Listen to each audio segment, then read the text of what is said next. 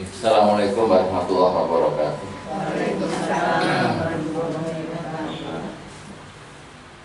Alhamdulillahilladzi an'ama bi ni'mati iman wal islam. Asyhadu an la ilaha illallah Muhammadar Rasulullah. La nabiyya ba'da. Allahumma shalli wa sallim ala Muhammad. Ibu Majelis Ta'lim Siti Khadijah Rahimahullah, pada petang hari ini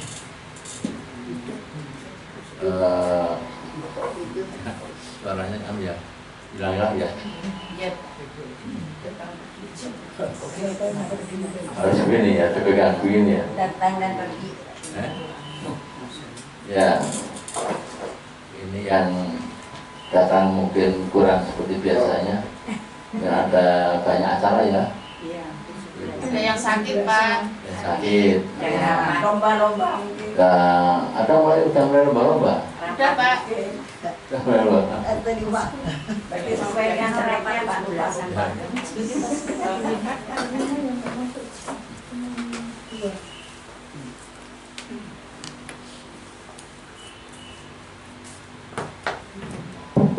Ya, lomba-lomba. Baik, kita hari ini akan nambah wawasan ilmu. Apakah kita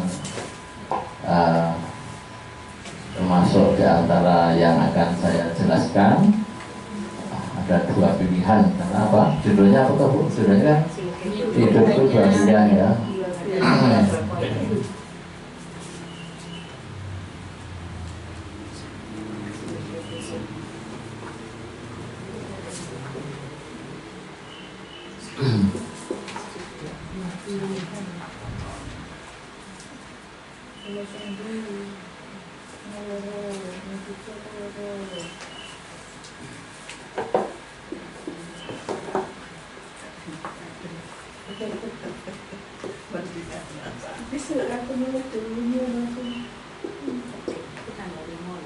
Hidup itu dua pilihan. Hidup itu dua pilihan.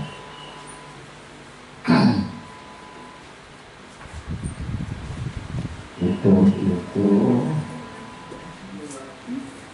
dua pilihan. Nah, ini wahadainahu nastain.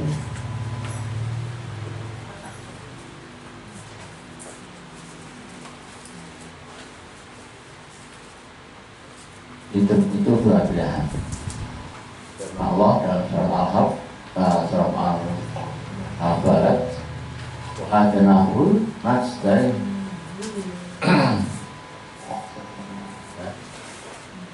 Lalu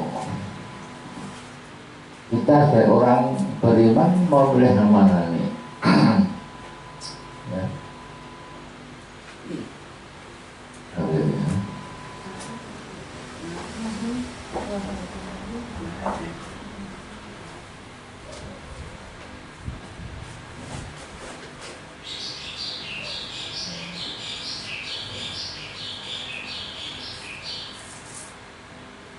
Yang pertama adalah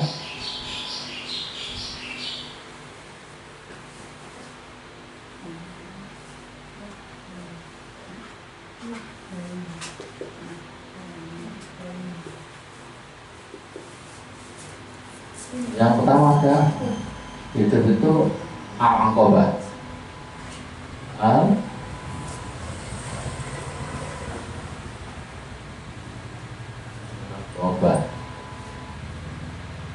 Al-aqobah itu yang orang yang tenang. Ya.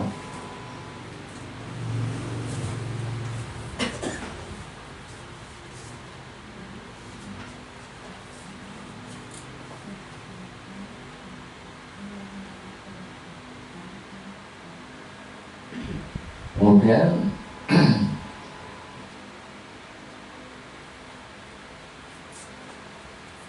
contoh hidup al-aqobah diantaranya adalah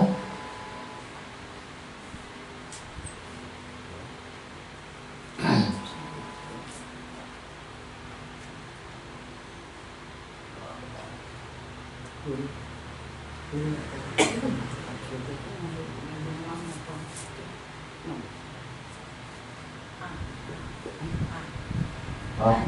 rokobah.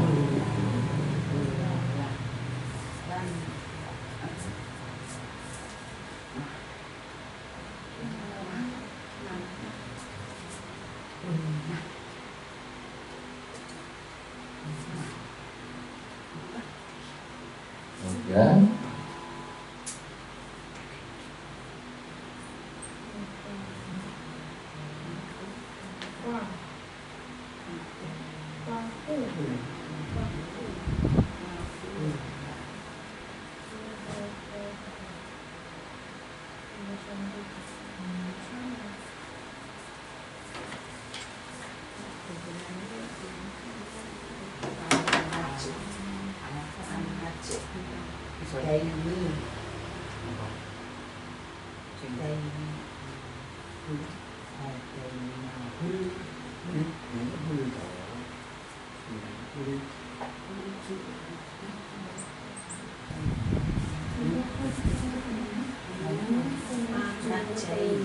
al-rokobah itu ada fakku rokobah dan it'amu amu.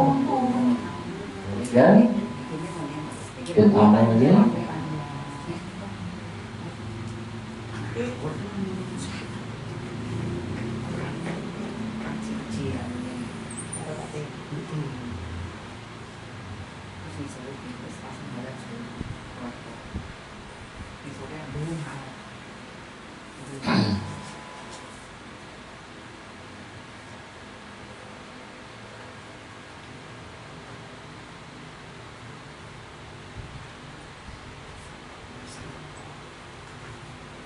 fakir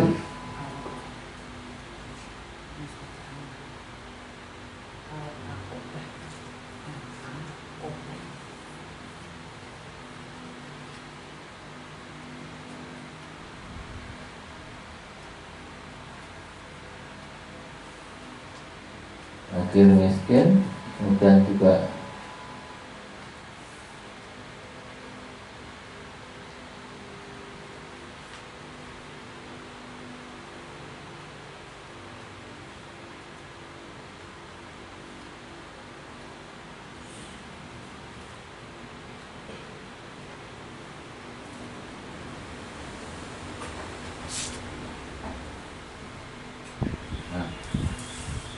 ini secara singkat saya terangkan begini.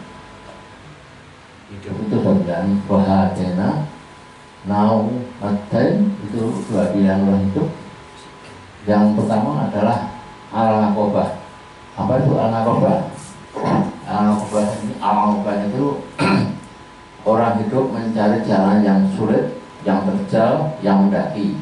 Itu namanya al-nakobah. Jadi al-nakobah ini adalah hidup yang jalan yang sulit, orang mendaki gunung misalnya, kemudian jalan terjal, nggak nyaman, sulit gitu. Ini al-nakobah. Nah, al-nakobah ini adalah diantaranya fakku rokobah. Apa itu rokobah? Fakku rokobah itu artinya membebaskan budak. Masih ada pun sekarang ada, masih ada budak kira-kira sekitar kita banyak yang dikungkung kerjanya 24 jam, nggak pernah tidur sulit, istirahat sulit, yang nggak boleh keluar rumah, itu dia menjadi budak. Fakku rokobah itu pembantu asisten rumah tangga yang tersiksa, itu termasuk budak sebenarnya.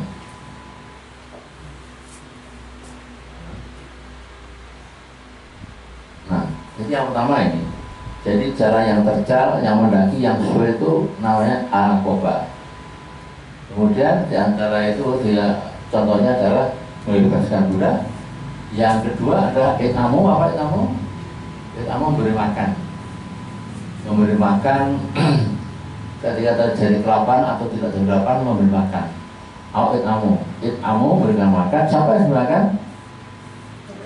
Fakir, miskin, dan yatimah. Yatimah. Nah, ini Quran ya, Quran.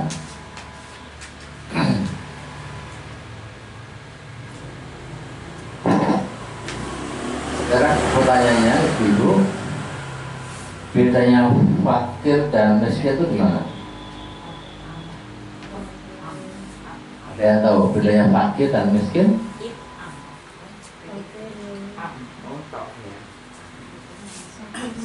Ini it'amu Memberi makan. it'amu itu beri makan. Siapa? Tiga, fakir, miskin, dan yatim. Nah, pertanyaannya ada dua. Bedanya fakir dan miskin, dan kenapa harus fakir dulu baru miskin? Bisa nggak ini dibedah miskin dulu baru fakir? Coba, tidak bisa dibedah, harus fakir dan miskin. Quran bahasanya Fuqara wal masakin, orang fakir orang miskin. Kenapa harus fakir dulu baru miskin? Dan apa itu bedanya fakir dan miskin? Coba ada yang bisa nggak? Salah ada apa-apa kok. Menjawab. Salah ada apa-apa.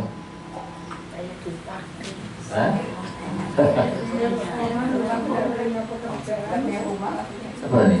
Yang itu sama nih? Bu, ibu, gimana dan Kalau fakir bisa memenuhi kebutuhannya pas. Pas-pasan. Ya, kalau cukup lah. Kalau untuk miskin kurang sama sekali kurang untuk hidup. Ada yang sama berapanya dengan Bu Ibu? Fakir pas-pasan, miskin kekurangan.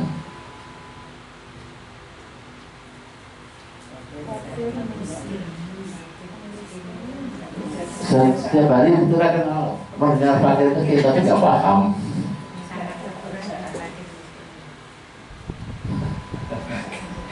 Fakir itu orang miskin yang tidak punya pekerjaan, karena miskin ekonominya dan memang tidak punya Penghasilan. Fakir yang tidak punya kerjaan, nganggur berarti namanya. nganggur sama sekali. Nganggur sama sekali, pengangguran berarti itu.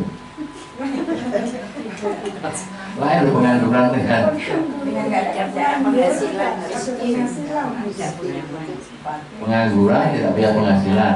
Kayak itu orang keset dulu, banyak juga orang keset. Kalau miskin, orang tidak punya. Fakir memiliki harta atau penghasilan kurang dari separuh kebutuhan. Gimana Bu? Fakir memiliki harta atau penghasilan kurang dari separuh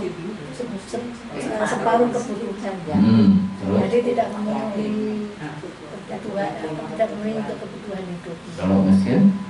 Kalau miskin lebih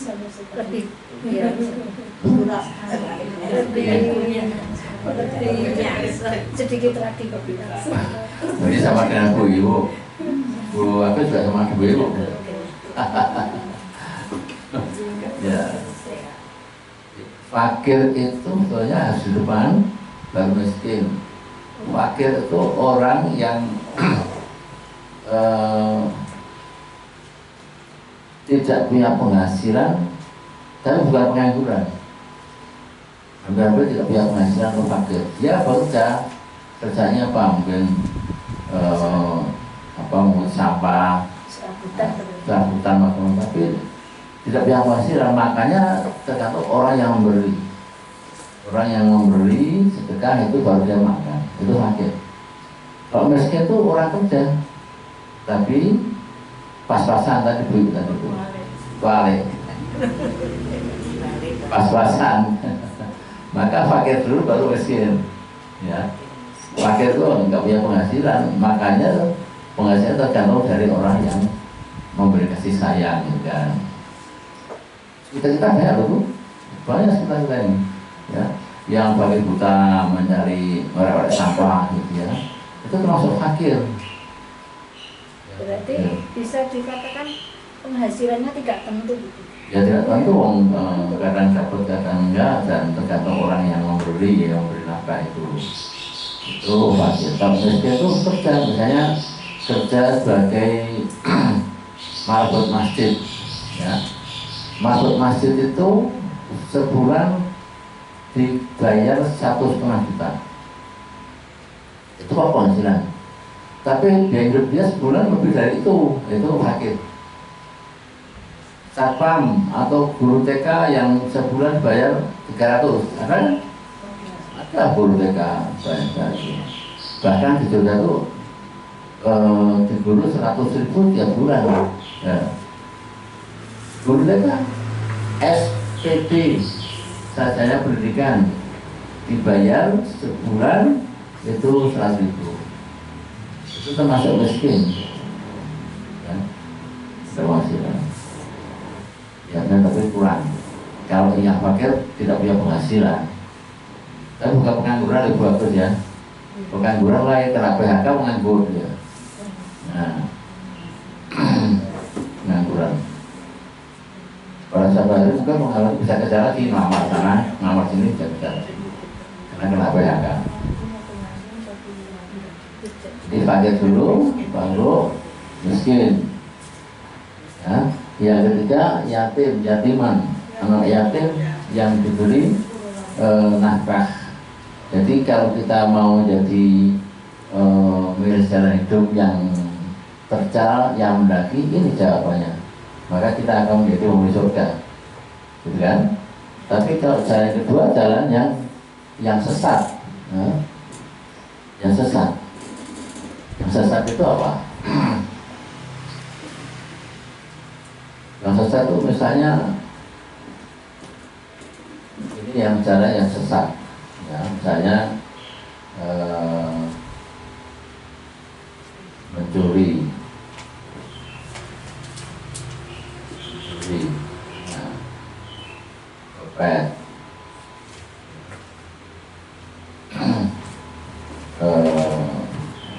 manipu, dan lain-lain. Ini namanya sesat.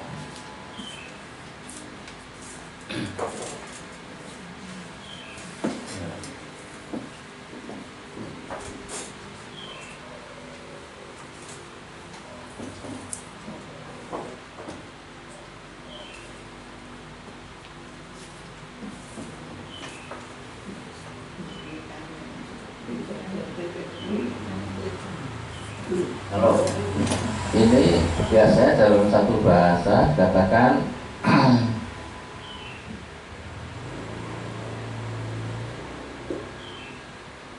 Anzolim. Anzolim itu dalam bahasa sebagai kan jadi sesat.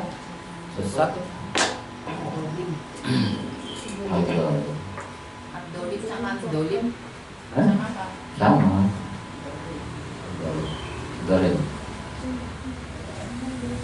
Dolim pada orang lain, dolim pada diri sendiri, tidak bisa. Ya. Jadi ini petang ini belajar itu, jadi ada dua jalan, Bukhari dan Majahid. Itu jalan yang susah, yang mendaki, yang menanjak, nah, itu namanya jalan yang susah. Tapi susah itu di dunia, ya, susah di dunia. Nanti akan mulai balasan dari Allah, yaitu surga Jannatul Ma'in. Kalau orang selalu mencari jalan yang baik, orang yang tiap hari mencari mencari orang yang miskin, orang mencari orang fakir untuk bersedekah, itu termasuk orang yang al-ngaqobah, ya, al-ngaqobah. Itu Faiz, Pak. Paling bawah itu Faiz. Paling kanan. Sebelumnya miskin ya. Ini fakir, miskin. tulisannya bagus ya, fakir.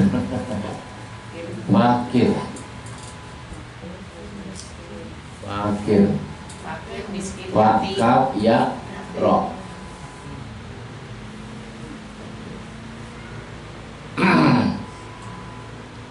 Ada Kalau ada pertanyaan, monggo ada pertanyaan. Bu Jasmine, katanya termenung-menung kenapa hari ini? Ini pindah suku sendiri. Monggo ada pertanyaan. Saya mau nanya. Ya, Bu Yuli. Ya, itu guru ngaji saya bilang kan, Guru ngajinya bilang, kalau dengar suara adzan kita menirukan. menjawab bukan menentukan, menjawab. Sudah kita menirukan supaya nanti di pada misa kita di sana diberi pakaian ya, di sana nanti pada telanjang kita memakai pakaian. Supaya dia bilang kita diam mendengarkan saja itu yang baik yang menurut. Itu ada contohnya. Jadi orang yang azan itu berarti Allah memanggil lewat orang itu. Allah memanggil untuk apa? Untuk sholat. Allahu Akbar, Allahu Akbar. Kita itu kan Allahu Akbar, Allahu Akbar, Allahu Akbar. Jelas ya Allah. Asyhadu la ilaha illallah. Kita masih berdoa. Asyhadu la ilaha illallah. Terus asyhadu anna Muhammadar Rasulullah masih dulukan ya. Ayat sholat apa jawabannya? La haula wala quwwata. Dua kali. Ayat falah. Apa jawabannya? La haula. Allahu Akbar, Allahu Akbar, la ilaha illallah. Apa? Jawabannya apa? Allahumma wa'idha wa'idha wa'asolatul an'adi Muhammadin wa'asolatul wa'asolatul ya, wa'asolatul itu kan jawabannya ya. Orang yang ketika adzan kita cuek ya, hadisnya banyak. Di antaranya nanti mati berkosong, bapaknya berkosong karena ketika adzan dia sibuk dengan apa? HP atau ya jahitan. Nanti saya Ketika dengan adzan ibu di rumah dengan adzan gimana? Masih ngurusi rumah tangga atau ngurusi dedeknya atau apa? Berhenti duduk, dengarkan dan jawab ya. Hanya itu sama-sama kan. Setelah itu ambil wudhu, kalau tidak batal ambil wudhu, kemudian sholatlah itu ya, sholat itu. Kalau di rumah ya, kalau di masjid berarti saatnya sholat rawatib ya, kemudian nunggu imam kita berpikir itu ya. Jadi yang paling utama dengarkan azan itu harus kita jawab, kita tirukan dan ketika nanti meninggal kita nggak kosong. Bapaknya nggak kosong. Pak, yang saya azan untuk manggil orang sholat ya. Tapi untuk kelahiran sama orang meninggal dimasukkan kubur itu kok ya diazani itu. Saya pernah di video itu kok ada ya apa dua versi gitu. Jadi kita tuh ada aturan hadis Nabi ya, ada ulama ya. Ulama ini ada ulama yang berjumpa dengan Nabi, namanya apa? Sahabat. Nah, sahabat Nabi. Kalau sahabat tuh pasti ketemu ya. Abu Hurairah misalnya itu, atau Mas'ud misalnya itu, Khulafa Ar-Rasyidin apa itu? Khulafa Ar-Rasyidin 4 sahabat Nabi ya. Itu sahabat kita Nabi, maka disebut Khulafa Ar-Rasyidin. Ada ulama yang tidak bertemu dengan Nabi, bertemu dengan sahabatnya. Nabi sudah meninggal. Itu disebut tabi'in ya. Memang dulu. Di bawah tabi siapa? Ulama yang tersohor ahli fikih kayak yang kita kenal misalnya Bukhari Muslim, hadisnya ada ya. Hadis itu kan cuma kan dari sahabat Nabi Ya. Jadi kalau kedudukan azan itu hanya untuk sholat, orang meninggal kalau ada azan itu sebenarnya bukan hadis, ya, ulama. Kemudian ada hadis juga yang tadi lahir di azan di sebelah kanan, qomat sebelah kiri, itu sahabat Nabi. Oh ya. Terus apa kita melakukan itu boleh? Ya boleh biasa, oh sunnah kok, kan? Sunnah tidak apa-apa. Tapi keluarganya semua enggak pakai yang itu. Oh enggak. Ya, jadi kita mengikuti Nabi berarti memurnikan acara Nabi juga. Kalau enggak ya seperti ulama kita. Seperti kemarin saya terangkan misalnya Rebu Bungkasan, ya ada kemarin kita bicara Rebu Bungkasan ya, dia di sini. Iya. Rebu terakhir di bulan Safar. Ada orang yang sholat gaib, gitu, ya kan? Itu bukan Nabi, bahkan bukan sahabat itu. Ya. Jadi sesuatu itu harus kita carikan syaratnya nyambung nggak dengan Nabi, syarat-syarat itu, ya, gitu ya. Contohnya apa? Banyak contoh-contoh kita. Nah, maka kalau nanti amalan itu amalan yang sahih karena Nabi ya sahabat, atau amalan yang bid'ah. Lah bid'ah itu yang kita hindari, yang kita hindari itu nggak boleh. Ya. Contohnya saya apa bid'ah? Misalnya ketika kemarin ramai apa tuh Rebu Bungkasan itu misalnya ngarak Kiai Slamet di Solo ya, ada ya?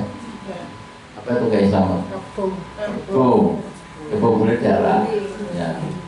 Udah semua orang ikuti gitu, ditunggu tretongnya, ya. Udah keluar ternyata perebutan. Kenapa ibu nggak ikut? Dia cantik. Buat masker. Buat masker Pak. Dia cantik katanya. Ya. Masker mau tidur tuh Bu? Mau tidur pakai itu coba. Namanya avokat, Pak.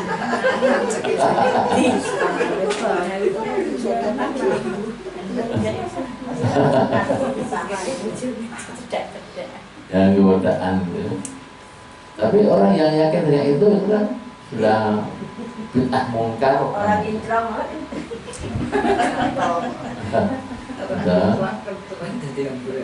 Itu kan. Atau itu yang betul-betul kurang waras tuh ya. Begitu direbus langsung udah semuanya gitu. Masih basah itu. Gimana Pak? Ya. Nah itu saya kayaknya nyoba. Ya kalau nyoba, nggak usah doanya kotorannya kayak Slamet ya. Ya Bu, bagus. Mau nyoba belajar dari kecil dulu. Jangan Kiai Slamet Rebu. Saya punya jamaah Kiai Slamet semua itu. Tuh. Sampai rebutan apa Pak kemarin. Dan seperti itu kan ya, kita kemudian misalnya membawa jenis makanan tertentu, kemudian dibawa ke makam, ya berdoa di situ, kemudian makanan tadi itu dipersembahkan untuk si mayit dan untuk selamat. Itu dia termasuk bid'ah mungkar, nggak ada aja seperti itu. Kalau sodakoh dikirimkan, dikhususkan untuk mayit itu Malah bagus. Misalnya Bu Reni ini mau memperingati kematian orang tua, ya. Terus mengundang anak yatim baca Quran di rumah, ya. Ini bahannya dikirimkan untuk orang tua yang wafat. Anak yatim dikasih makan, ya. Ini yatimah namanya, yatimah. Kemudian pulangnya dikasih amplop 50.000 isinya gitu ya. Rusaknya 100.000. Tolong doanya untuk almarhum bapak atau ibu saya. Itu malah boleh, nggak apa-apa. Karena yang kita ada doa anaknya. Anak yang solehah itu doanya makbul. Jangan dengan sekedar tanpa sudah pun makbul doanya. Ya, apalagi dengan sedekah, ya boleh itu. Bu Saidatun ada, biasanya banyak pertanyaan, ada? Bu Yamin jawab dulu. Berarti sudah terpas ya termanung ya ini ya. Ustaz, kita sering bersolawat dengan membaca Allahumma sholli ala sayyidina Muhammad dan sebagainya itu. Tapi yang saya tahu kita mengharapkan syafaat dari Nabi. Yang saya tahu syafaat itu adanya di akhir, di yaumil akhir. Tapi ada juga yang sering menyebutkan bahwa syafaat itu di dunia dan akhirat. Itu sebenarnya seperti apa sih? Ya, yang betul dunia akhirat. Dunia akhirat. Jadi ketika kita taat pada Allah dan Rasul, ya, Quran kita baca tiap Rabu, ya, terus mendengarkan ayat-ayat yang didengarkan, yang dibacakan, berarti kan ayatnya kan dipahami, dimengerti. Berarti ini orang ini cenderung takwa beriman atau cenderung tidak takwa beriman kira-kira? Cenderungnya kurang beriman bertakwa. Maka ketika ibu-ibu ini jalan di pasar, ya, kemudian karena ibu orang yang beriman bertakwa itu dapat syafaat Nabi, syafaat Allah, syafaat yang punya Allah, gitu ya. Syafaat itu kan pertolongan. Iya, pertolongan Allah. Nah, bentuknya apa kalau di dunia itu maksudnya? Ya selamat diberikan dari musibah, dari bala, ya, gitu ya. Itu cuman yang baca sampai 1000 kali, 2000 gitu. ya itu nggak ada tuntunannya, itu ulama, bukan hadis itu, ya. Ya kalau nggak capek silakan aja, tapi itu nggak ada, bukan hadis itu. 1100-an Ya. Syafaat terbesar Bu Jasmin nanti ketika syakaratul maut, ya, ketika seseorang tuh mengalami syakaratul maut, ya, kita ini kan sudah izin semua, sudah tua semua, ya. Siapa yang duluan, mungkin saya belakangan saya, ibu yang duluan, ya, saya ikhlas lah, nggak apa-apa. Kalau saya belakang, ibu yang depan, saya juga ikhlas, nggak apa-apa. Ini sedikit guyon. Yang penting kalau ibu rajin ngaji, rajin baca Quran, cinta Quran, ya, ketika syakaratul maut itu tandanya apa? Wa akhiri kalamihi la ilaha illallah dakhala jannah. Kalimat terakhir ketika diucapkan itu la ilaha illallah, surga, ya. Tapi banyak orang yang ngaku Islam ketika akhir hayat nggak bisa ucapan itu, nggak mampu. Karena apa? Karena mungkin amalnya kurang, ngaku Islam tapi amalnya kurang, maka nggak bisa mengucapkan itu. Maka ibu kalau ada keluarga yang sakit, sudah seperti mau meninggal di masjid, coba tuntun, ya, dituntun bacakan thayyibah, ya, tauhid, asyhadu dan juga la ilaha illallah. Ibu harus nonton, wajiban nonton itu, ya. Kalau sudah bisa mengucapkan la ilaha illallah, alhamdulillah, sudah cukup, selesai, ya. Itu ya. Berarti ini ahli surga. Kalau talqin itu gimana? Ya. Talqin. Talqin itu, ibu mau talqin itu wajib. Jadi kalau ada saudara kita mau meninggal, kita mau mentalqin wajib, tidak harus ulama. Ibu juga mentalqin. Jadi keluarga mentalqin bisa. Iya, itu kan deh. Ibu ulang, ayo ucapkan la ilaha illallah tutun, ya. Ketika sudah bisa ucapan la ilaha illallah, ya sudah selesai, ya.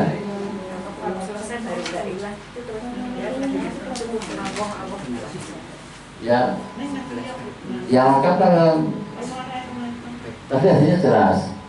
Wa akhir kalamihi la ilaha illallah dakhala jannah. Tidak ada Tuhan kecuali Allah. Ya. Itu hatinya soleh. Ya. Nah, untuk belajar itu bukan dihafalkan tiap sore dihafalkan, tapi orang sholat. Gimana? Apal, tapi nggak sholat. Ini nggak mungkin bisa apa nanti yang ucapan itu.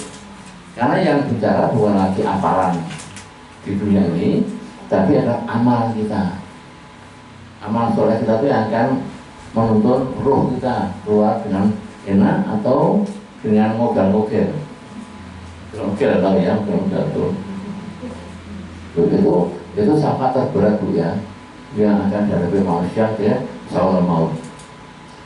Ada lagi syafaat yang terberat lagi nanti ketika di Yaumul Masad ya, ketika semua manusia berjajar untuk menerima kitab dari Allah, apakah kitab dari Allah, itu akan mendapat syafaat Rasulullah. Ketika amal kita baik, maka kita akan dibawa oleh Nabi ke mana? Ingat ya? Mana? Di padang mahsyar itu ada apa namanya? Telaga Kausar, yang airnya sebenarnya dari surga, mengalir situ. Kita boleh minum sepuas-puasnya, mandi di situ, nikmati, ya. Ibu akan segar bugar, tidak rasa capek, lelahnya hilang, tidak akan ke belakang, tidak akan merasa pusing, meskipun berdiri 1000 tahun.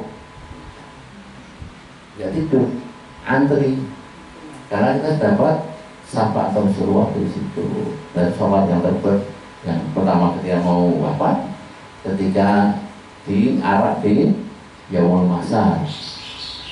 Kita ingin yang mau seperti yang nggak bisa jawab, atau di Yaumul Masad kita kafiran, kepanasan, tersiksa, ya nggak usah ngaji, nggak usah sholat, nggak usah bermajlis, gitu kan? Nggak usah sedekah, nggak usah ngasih makan ini, ya. Itu, ya. Nah ini pentingnya kita ngaji bersore hari ini. Ya. Itu ya. Ada lagi? Pak, kalau dengar ada adzan, terus saya waktu masih masak gitu loh Pak. Soalnya kalau adzan itu katanya kalau dengar tuh harus diem, duduk manis, diem, kita jawab. Itu apa ya, harus gitu. Padahal kita baru goreng-goreng, masak apa, lagi apa, ya? Iya, apa baru nyapu gitu. Apakah kita harus duduk diem terus kita jawab gitu? Soalnya kadang kalau ada pengajian gitu juga, kalau lagi apa kita dengar adzan terus diem, ya, kita apakah harus gitu? Gitu. Jadi kita rapat di kantor pun semua diem dengan adzan selesai ya. Ketika kondisi darurat karena masak atau gosong, apakah dimatikan dulu? Bisa ya, duduk manis dengarkan adzan jauh itu. Tapi kalau seandainya kerjaan itu tidak ditinggalkan ya, maka Allah tuh murah kok, mudah kok. Caranya apa? Al-Baqarah 186 yuridu Allah bil yusra wala yuridu usra. Allah tuh suka yang mudah-mudah, tidak menyulitkan. Wudu sama air ya tayamum, betul nggak? Sholat berdiri nggak bisa ya tidur, duduk. Apa yang sulit? Sudah semua ya kan? Tapi maksudnya harus duduk manis terus kita jawab itu Pak, walaupun kita itu sambil goreng. Afdolnya, ya, kita jawab. Gitu. Afdolnya duduk manis, kelihatan ya, yang baik itu. Tapi kalau itu afdolnya begitu ya. Kalau misalnya karena kesibukan dan sudah ditinggalkan, terus ya sambil kerja itu kita jawab apa-apa boleh, nggak ada dosa. Ya. Pahalanya malah double. Menyediakan Di saat masa sambil menjawab.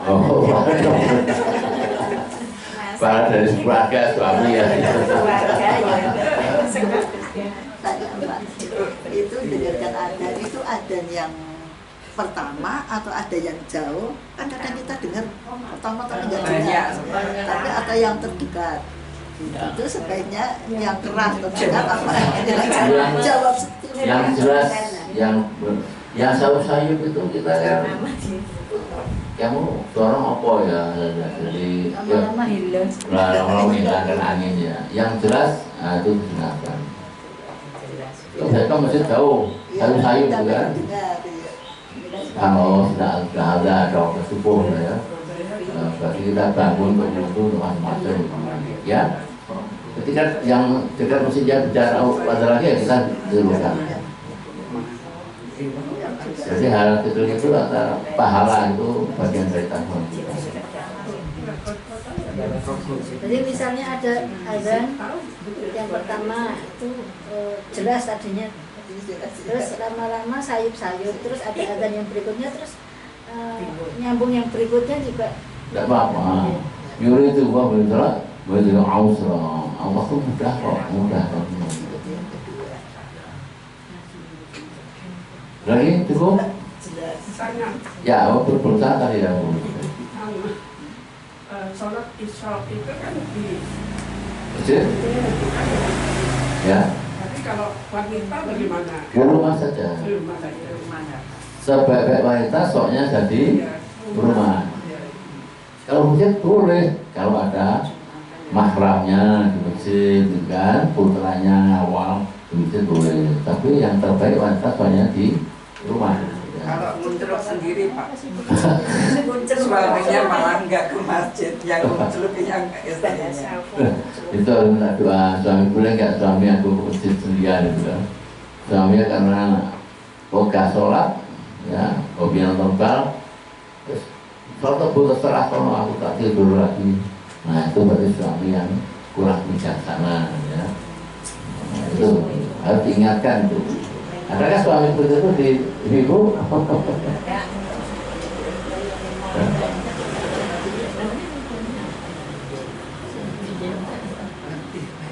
Oke, kalau tidak ada lagi, kita akhiri dengan doa kafaratul majlis. Karena Allah bihamdika, asyhadu an la ilaha illa anta, astaghfiruka wa atubu ilaik. Assalamualaikum warahmatullahi wabarakatuh.